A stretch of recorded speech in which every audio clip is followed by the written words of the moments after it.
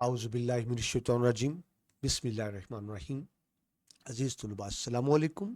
میں ہوں آپ کا معاون مددگار مشرف محمود اور آپ کو علم و ادب چینل پر خوش آمدید کہتا ہوں.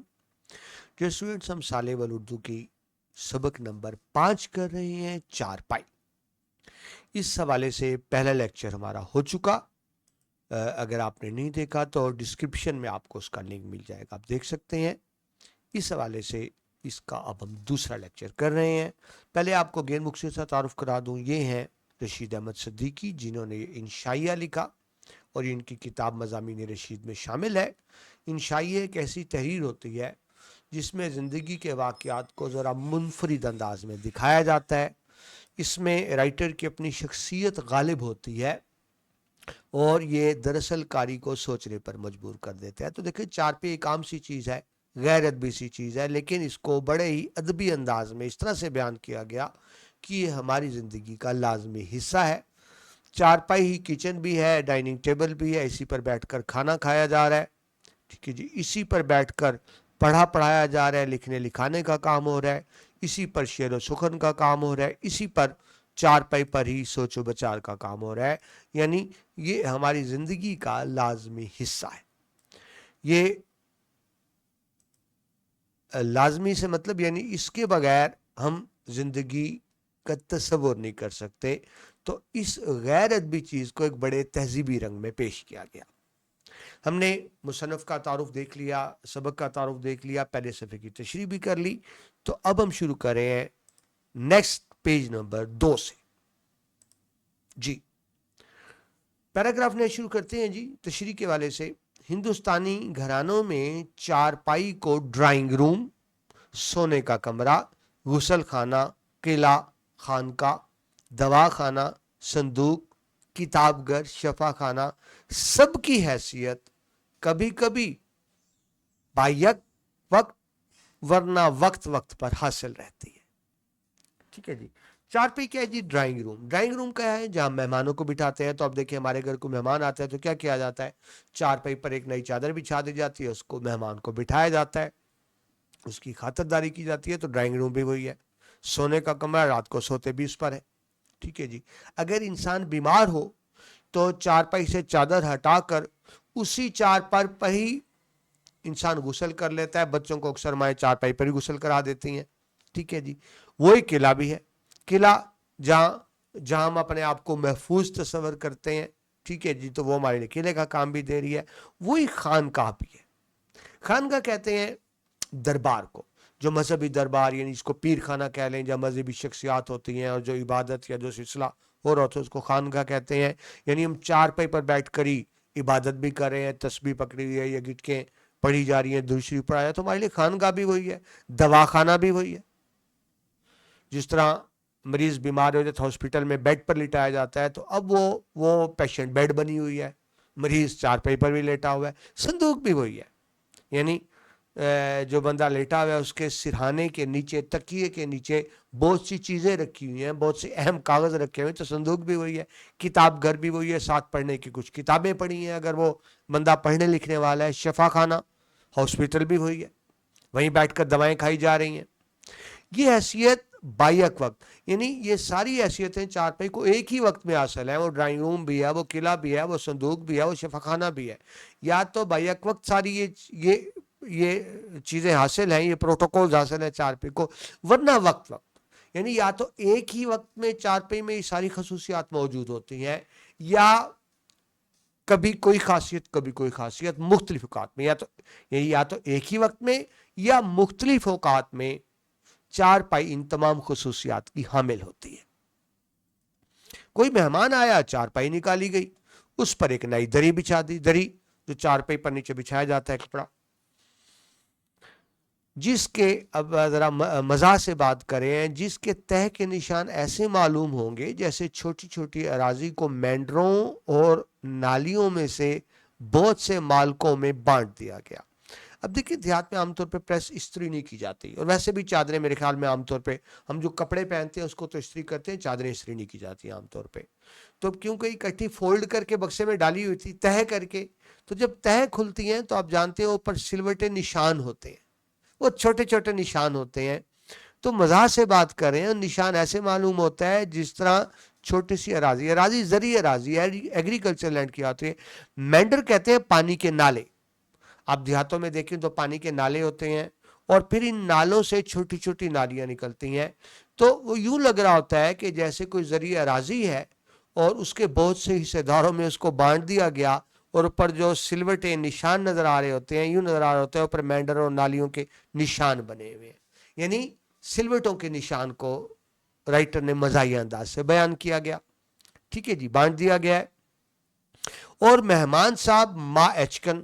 ایچکن آپ جانتے ہیں لانگ کوٹ, لمبا کوٹ ہوتا ہے لیکن کوٹ سے ذرا مختلف ہوتا ہے, درمیانے بٹن ہوتے ہیں اور یہ قمیض کی طرح سے, کوٹ کی طرح سے نہیں ہوتا, یہ لانگ ہوتا ہے کیونکہ کوٹ چھوٹا ہوتا ہے, لانگ ہوتا ہے یہ. ٹھیک ہے جی, لمبا ہوتا ہے اس سے ذرا. تو مہمان صاحب ما ایچکن. ٹوپی. ٹوپی اس وقت ہمارا کلچر تھا, اب تو لوگ کم استعمال کرتے ہیں لیکن پہلے یہ تصور ہی نہیں تھا کوئی گھر سے نکلے مہمان جائے اور سر ننگا ہو, ٹوپی لازماً پہنی جاتی تھی. بات ٹوپی. بیگ بکچی. بیگ بکچی یعنی سامان کی پوٹلی. جو مہمان آیا نا اس وقت یہ ٹرینڈ نہیں تھا پہلے زمانے میں کہ بریف کیس ہو, بکسا ہو یا ٹیچی کیس ہو, تو سامان کی پوٹلی کہہ لیں, گٹھڑی کہہ لیں, جو مہمان آیا ساتھ لے کر آیا ہے. ظاہر ایون کی شاپنگ بیگ بھی ہو سکتے ہوتے, تو کپڑے کی پوٹلی ایک باندھ دی جاتی تھی جو مہمان ساتھ لاتا تھا. ٹھیک ہے جی, کہ بیٹھ گئے. تھوڑی دیر کے بعد یہ معلوم کرنا دشوار ہو گیا کہ مہمان بیوقوف ہے یا مہمان بدنصیب. مزاح سے بات کی گئی کہ کیا آنے والا مہمان بیوقوف ہے جو یہاں چلا آیا, یا میزبان بدنصیب ہے جو اس کے ہاں چلا آیا. ٹھیک ہے جی, یعنی وہ ایک مزاح سے بات کی گئی کہ دونوں باتیں ممکن ہو سکتی ہیں. اگر اچھی خاطرداری ہو گئی تو مہمان کو اچھا پروٹوکول مل گیا, ورنہ اس کی بیوقوفی آنا. اور ایسے ہی اگر میزبان کے حالات اچھے ہوئے تو اس کو مہمان رحمت نظر آئے گا, ورنہ وہی مہمان اس کو رحمت کی بجائے زحمت نظر آنے لگے گا. تو دونوں صورتیں ممکن ہیں. آگے چلیے جی, بات مہمان کی ہو رہی ہے.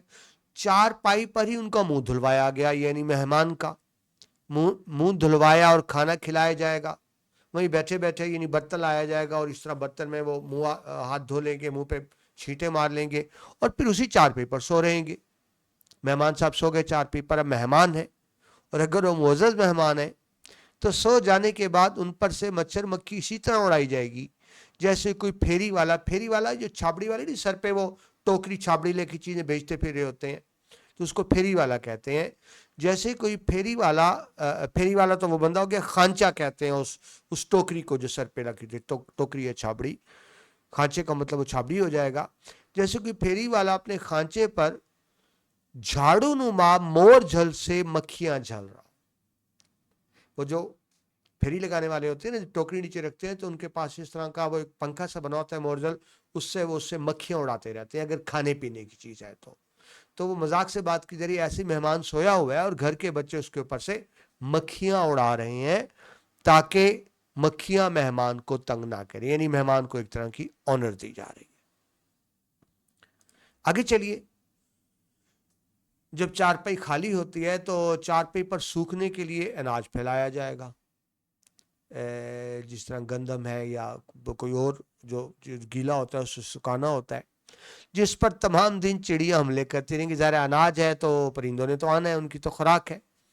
حملے کرتی, دانہ چگتی اور گالیاں سنتی رہیں گی. گھر کی عورتیں چڑیوں کو پرندوں کو گالیاں دے رہی ہیں, ان کو کیا پتا, لیکن ظاہر ہے وہ اپنا غصہ اتار رہی ہیں ان چڑیوں پر کہ جب دانہ, دیکھیں دانہ سکھانے کے لیے آپ کمرے کے اندر بند کمرے میں نہیں سکھا سکتے, وہ آپ کو باہر صحن میں ہی اس کو ڈالنا پڑے گا, دھوپ لگوانی پڑے گی, اور جب آپ دھوپ میں ڈالیں گے تو ظاہر پرندے بھی حملہ آور ہوں گے, ان کی غذا بھی وہی ہے.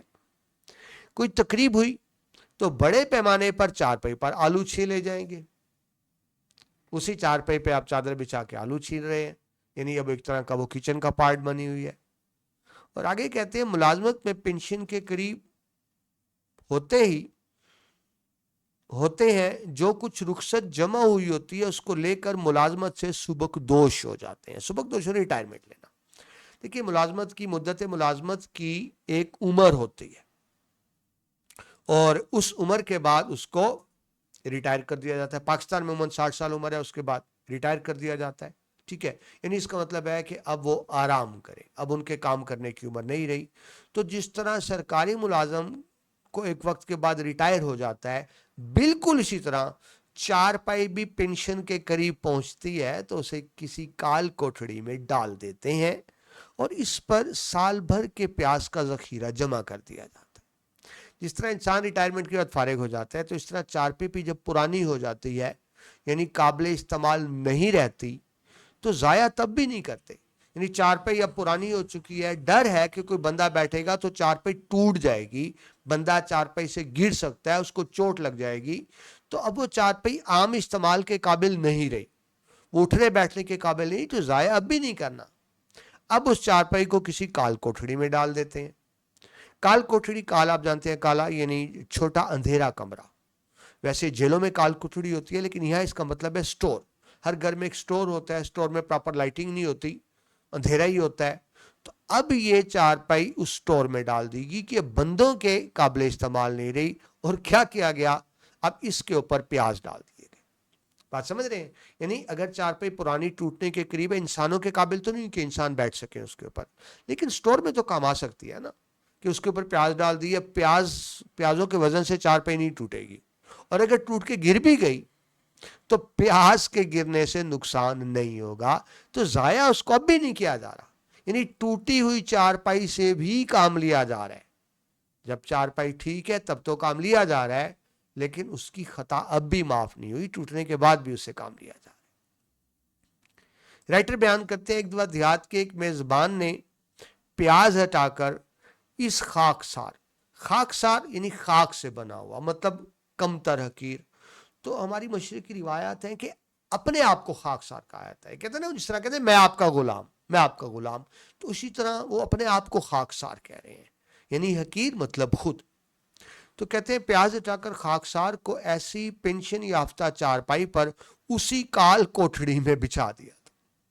یعنی ان کے پاس جگہ کم ہوگی تو سٹور میں جو چارپائی رکھی ہوئی تھی جس پہ پیاز سٹاک کرتے ہیں، تو وہیں وہ رائٹر کہتے ہیں مجھے سلا دیا گیا، لیکن چارپائی پر تو پیاز تھے، اور اہتمام یہ کیا گیا پیاز کو چارپائی کے نیچے اکٹھا کر دیا گیا، یعنی وہ پیاز جو چارپائی کے اوپر پڑے تھے ان کو چارپائی کے نیچے ڈال دیا گیا، اور چارپائی کے اوپر مصنف کہہ رہے ہیں مجھے سلا دیا گیا۔ اب آپ جانتے ہیں پیازوں کی ایک سمیل ہوتی ہے، وہ اتنی ہوتی ہے کہ آنکھوں میں آپ کو جلن ہوتی ہے، چبھن ہوتی ہے، آنکھوں سے پانی آتا ہے، تو اب ساری رات مصنف کو سونا پڑا ایک ایسی چارپائی پر جس کے نیچے پیاز تھے، اور پیاز بھی بہت سے تھے، تھوڑے پیاز نہیں تھے، تو کہتے ہیں ازراہ تفنن یعنی مزاح کے طور پہ کہتے ہیں اس رات مجھ کو آسمان کے اتنے ہی طبق روشن مجھ پر آسمان کے اتنے ہی طبق روشن ہو گئے تھے جتنی ساری پیازوں میں چھلکے تھے، اور وہ یقیناً 14 سے زیادہ تھے۔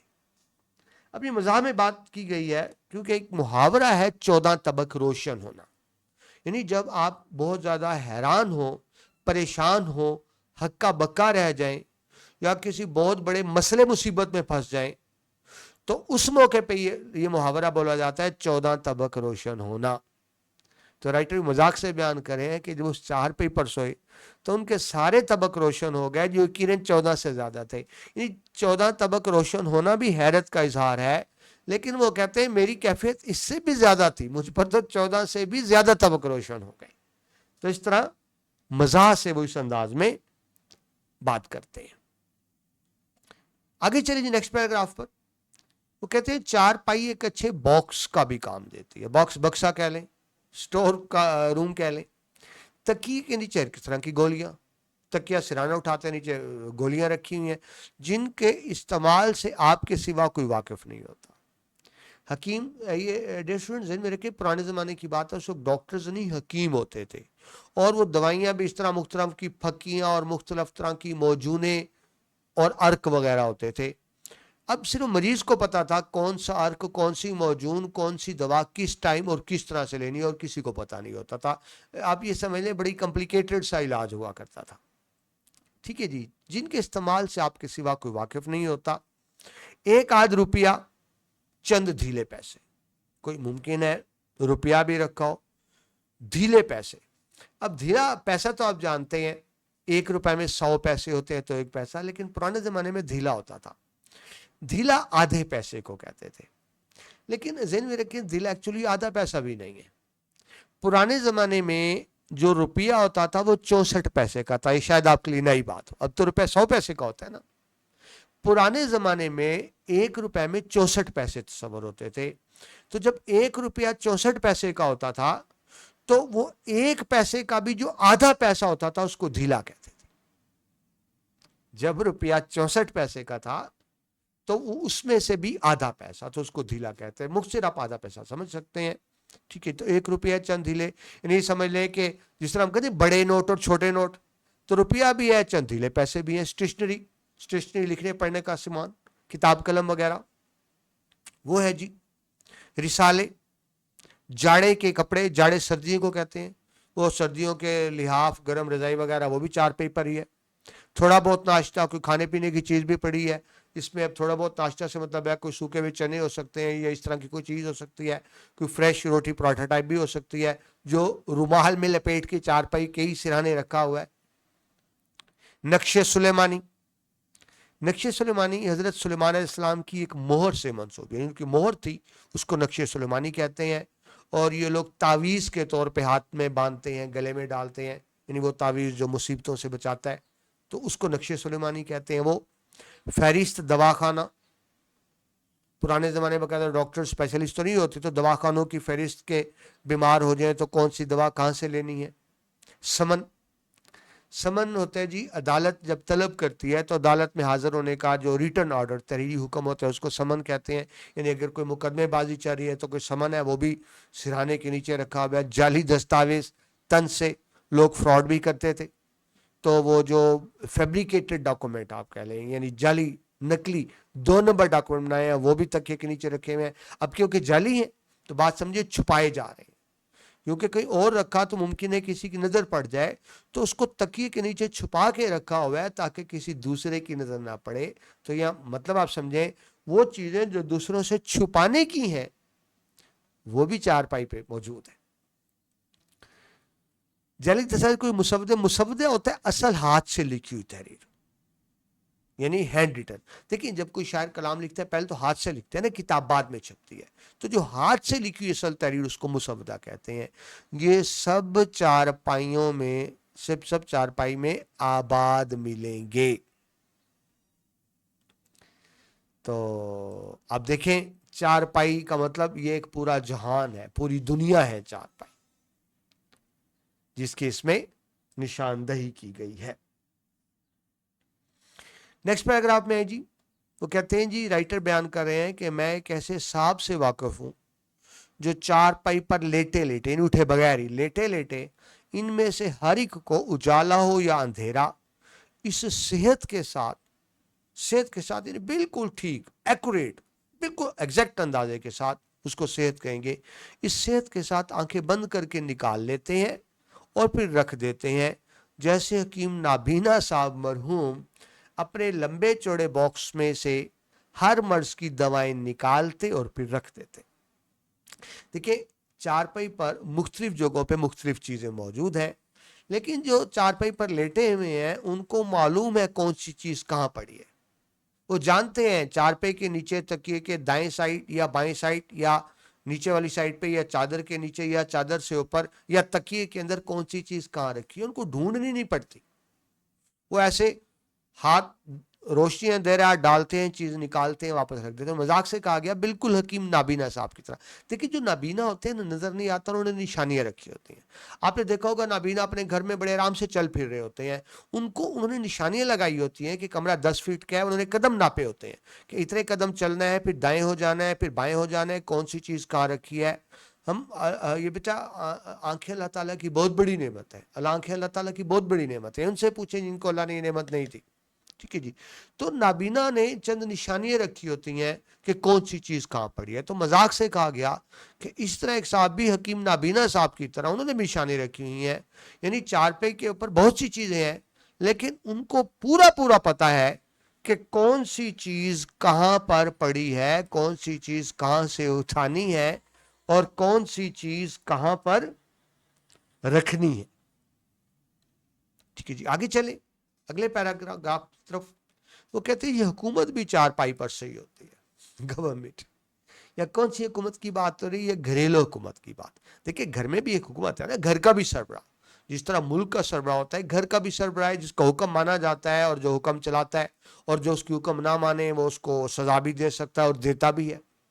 تو وہی بات کی جا رہی ہے، حکومت بھی چار پائی پر سے ہوتی ہے، خاندان کے کرتا دھرتا نہیں، خاندان کا بڑا بزرگ با اختیار جس کے پاس اتھارٹی ہوتی ہے، وہ اسی چار پائی پر ہی برجمان ہوتے ہیں، یعنی بیٹھے رہتے ہیں، وہ چار پائی پر بیٹھ کے حکومت کر رہے ہیں، وہیں سے ہر طرح کے احکامات جاری ہوتے ہیں، یعنی حکم دیا جاتا ہے۔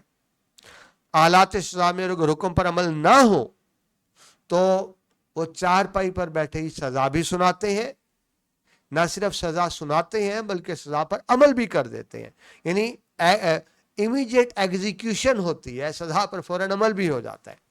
اور سزا پہ عمل کرانے کے لیے مختلف چیزیں ان کے پاس چار پائی پر ہی موجود ہے۔ آلات سزا میں ہاتھ پاؤں ہیں، ٹھیک ہے، پہلے تو تھپڑ مکے ہو گئے، ٹھیک ہے جی، زبان کے علاوہ ڈنڈا ہے، چار پائی پر ڈنڈا رکھا ہوا ہے کہ وہیں سے ڈنڈا ہاتھ پہ مارنا ہے، اٹھا کے مارنا ہے۔ جوتا ہے، آپ کو پتا ہے چار پائی ظاہر جوتا ساتھ ہوگا تو نیچے سے جوتا اٹھایا اور رکھ کر مارا، وہ تو سزا۔ تاملوٹ کہتے ہیں پانی پینے کا برتن، گڑوی پرانے زمانے میں ہوتی تھی، گڑوی اب تو گلاسوں میں استعمال ہوتا ہے، ایک گول سا برتن ہوتا ہے پانی پینے کا، آپ سمپل پانی پینے کا برتن سمجھ لیں۔ تاملوٹ بھی ہیں جنہیں اکثر پھینک کر مارتے ہیں، یعنی نیچے سے اٹھایا یوں رکھ کے مارا۔ یہ اس لیے توقف کرنے میں، یہ اس لیے کہ توقف کہتے ہیں وقفہ کر ٹھہر جانا، ان کو ڈر ہوتا ہے کہ اگر تھوڑی دیر رک جائے تو کہ غصہ ٹھنڈا نہ پڑ جائے، لہذا یہ اس لیے توقف کرنے میں غصے کا تاؤ مدھم نہ پڑ جائے، یعنی غصے کی تیزی کم نہ ہو جائے، مطلب فوراً اٹھا کے مار دینا ہے۔ وہ سمجھتے ہیں کہ میں تھوڑا ٹھہر گیا تو ایسا نہ ہو میرا غصہ کم پڑ جائے اور پھر میں سزا نہ دے سکوں، لہذا فوراً سزا دی، سزا سنا بھی دی اور فوراً عمل بھی کر دیا۔ یہ اس لیے کہ توقف کرنے میں غصے کا تاؤ مدھم نہ پڑ جائے اور ان علات کو مجرم پر استعمال کرنے کی بجائے اپنے اوپر استعمال کرنے کی ضرورت نہ محسوس کرنے لگے۔ دیکھیں غصہ آیا تو سزا تو مجرم کو دی جائے گی نا، لیکن وہ سمجھ رہے ہیں کہ اگر تھوڑی دیر میں رک گیا فوراً سزا نہ دی تو ممکن ہے پھر خود اپنے آپ کو، یعنی دیکھیے جب سزا نہیں دے پھر بندہ کہتے ہیں اپنے آپ کو جی چاہتا ہے جوتے مارنے کو، تو بجائے اس کے کہ پھر خود کو سزا دی جائے، بہتر یہ ہے کہ مجرم کو سزا دی جائے اور لہذا فوراً سزا پر عمل درآمد کیا جاتا ہے، توقف نہیں کیا جاتا کہ ایسا نہ ہو کہ کہیں غصہ ٹھنڈا پڑ جائے۔ یہ ڈر بھی ہوتا ہے کہ غصہ ٹھنڈا پڑ جائے۔ آگے چلیے جی، چار پائی ہی کھانے کا کمرہ بھی ہے، ٹھیک ہے جی، کھانا بھی اسی پر کھایا جا رہا ہے۔ بڑا دلچسپ منظر کشی کی گئی ہے، باورچی خانے سے کھانا چلا، خاتون لے کے آئی، اس کے ساتھ 5-7 چھوٹے بچے، اتنی ہی مرغیاں، 1-2 کتے، بلی اور بے شمار مکھیاں آ پہنچی۔ جیسے کھانا آیا بچے بھی ساتھ آ گئے کہ چلے ہمیں بھی اس میں سے کچھ ملے گا، اور گھر میں جو پالتو مرغیاں ہیں وہ بھی، اور گھر میں پالتو جانور بلی کتے پالتو تھے وہ بھی ساتھ آ گئے، اور جب کھانا لگے گا تو آپ کو پتہ اس پہ مکھیاں بھی آئیں گی اور بے شمار مکھیاں بھی ارد گرد بن بنا رہی ہیں۔ سب اپنے کرینے سے بیٹھ گئے، سب یعنی وہ صاحب کھانا کھا رہے ہیں تو سب ان کے آس پاس آ کر بیٹھ گئے ہیں۔ جی یہ آپ تصویر میں دیکھ سکتے ہیں، آپ کو پہلے بھی تصویر دکھائی تھی کہ انسان کھانا کھا رہا ہو اور سارے جانور اور مکھیاں ارد گرد بن بنا رہی ہوں تو پھر بندے کو غصہ آتا ہے، آپ تصویر میں دیکھ سکتے ہیں۔ تو وہی بات کہ یہ غصہ، وہ کہتے ہیں جی ان کے اوپر بھی یہ غصہ کی کیفیت آپ اس پہ دیکھ سکتے ہیں۔ وہ جو کھانا کھا رہے ہیں ظاہر ہے غصہ نہ بنتا ہے، ٹھیک ہے، لہذا صاحب کھانا صدر دسترخوان ہے، صدر دسترخوان یعنی کھانا انہی کے سامنے رکھا گیا، وہی کھانا کھا رہے ہیں۔ اب غصے میں ہے، غصہ کس چیز کا؟ گرمی لگ رہی ہے، سر پہ مکھیاں بن بن آ رہی ہیں، بچے تنگ کر رہے ہیں، یعنی وہ سکون سے کھانا نہیں کھا پا رہے، تو جب وہ غصے میں ہوں گے تو ظاہر غصہ دوسروں پر اترے گا۔ صاحب کھانا صدر دسترخوان ہے، ایک بچہ زیادہ کھانے پر مار کر کھاتا ہے، یعنی بچے کو روٹی کا لقمہ دیا زیادہ کھا لیا تو اس پہ مار بڑی کچھ زیادہ کیوں کھایا ہے۔ دوسرا بدتمیزی کھانے پر تمیز سے نہیں کھا سکتے، اس کو بھی مار پڑ گئی۔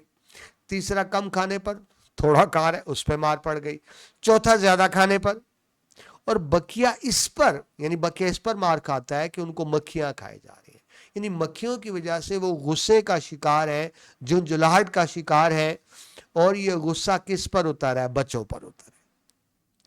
دوسری طرف بیوی مکھیاں اڑاتی ہے اور شوہر کی بد زبانی سنتی اور بدتمیزی سہتی جاتی ہے۔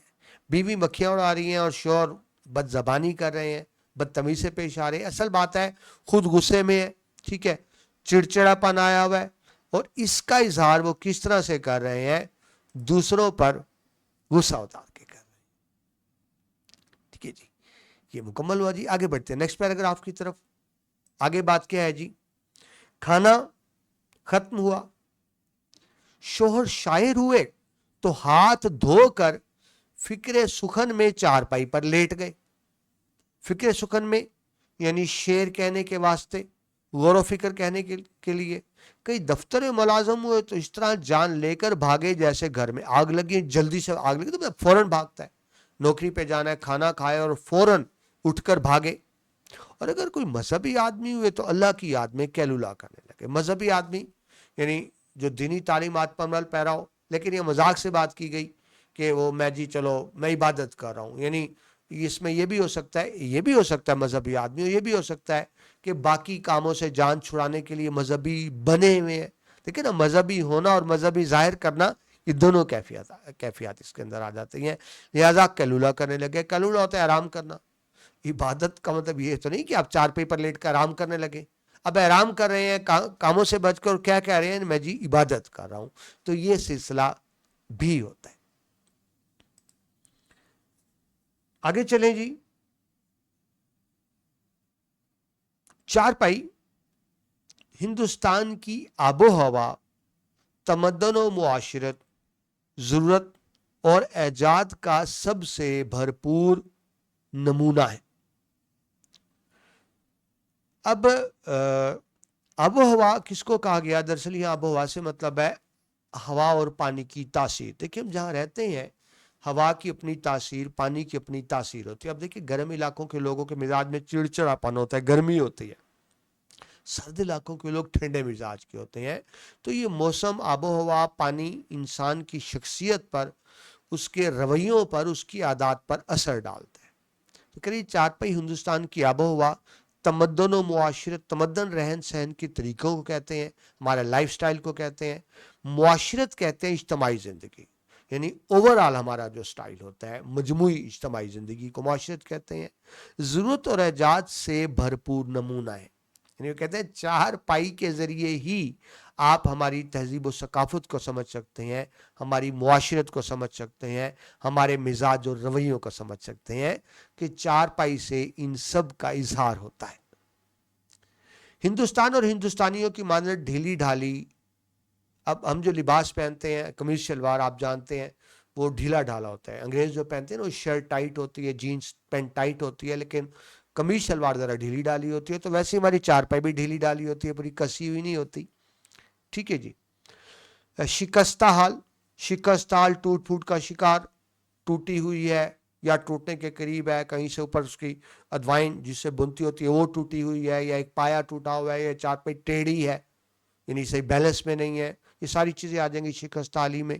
بے سر و سما یعنی جس کو کوئی پوچھنے والا نہ ہو، بے یار و مددگار ہو، لیکن ہندوستانیوں کی طرح غالب اور حکمرانوں کے لیے ہر قسم کا سامان راحت فراہم کرنے کے لیے آمادہ۔ یعنی چارپائی بے شک ٹوٹی ہوئی ہے، ڈھیلی ڈھالی ہے، اس کے باوجود لوگوں کو پوری راحت اس پر دستیاب ہے، ٹھیک ہے جی۔ یعنی اس کے باوجود لوگ اس پر لیٹنے میں سکون محسوس کرتے ہیں۔ اور آگے بتایا گیا کوچ اور صوفے کے دل دادا، کوچ کہتے ہیں گدے دار نشیس، یعنی جو گدے بچھے ہوتے ہیں اسے کوچ کہتے ہیں، صوفے جو جس پہ فوم لگے ہوتے ہیں، صوفے کے دل دادا، دل دادا کس کو کہتے ہیں؟ چاہنے والے، پسند کرنے والے۔ تو کوچ اور صوفے کے دل دادا اور ڈرائنگ روم کے اسیر، ڈرائنگ روم جو الگ کمرے ہوتے ہیں مہمانوں کو بٹھانے کے لیے، تو جن کے گھر ڈرائنگ روم ہوتے ہیں، اسیر یعنی جو ڈرائنگ روم پسند کرتے ہیں، ڈرائنگ روم کی محبت میں گرفتار ہے، اس راحت و عافیت کا کیا اندازہ کر سکتے ہیں جو چارپائی پر میسر ہے. یعنی اس میں بتایا گیا جو مغربی تہذیب کو پسند کرتے ہیں, مغربی تہذیب کے ڈرائنگ روم بنائے ہوئے ہیں, صوفے کوچ کو پسند کرتے ہیں, ان کو کیا پتا چارپائی کتنی بڑی نعمت ہے. چارپائی کی نعمت سے صرف وہی جان سکتا ہے جس نے چارپائی استعمال کی, جو چارپائی کا نعمتوں سے شناسا ہو. مغربی تہذیب کو پسند کرنے والے دل دادا یہ جان ہی نہیں سکتے کہ چارپائی ہماری زندگی میں کتنی اہم ہے اور اس سے کیا کیا کام لیے جاتے ہیں. تو ڈیئر اسٹوڈنٹ, یہ اس چارپائی انشاءاللہ کا دوسرا لیکچر تھا, یہاں پہ کمپلیٹ کرتے ہیں اس لیکچر کو. بقیہ سبق ہم انشاءاللہ تیسرے لیکچر میں مکمل کریں گے. تو نیکسٹ لیکچر میں آپ سے دوبارہ ملاقات ہوتی ہے. اپنا بہت سا خیال رکھیے گا. اللہ حافظ.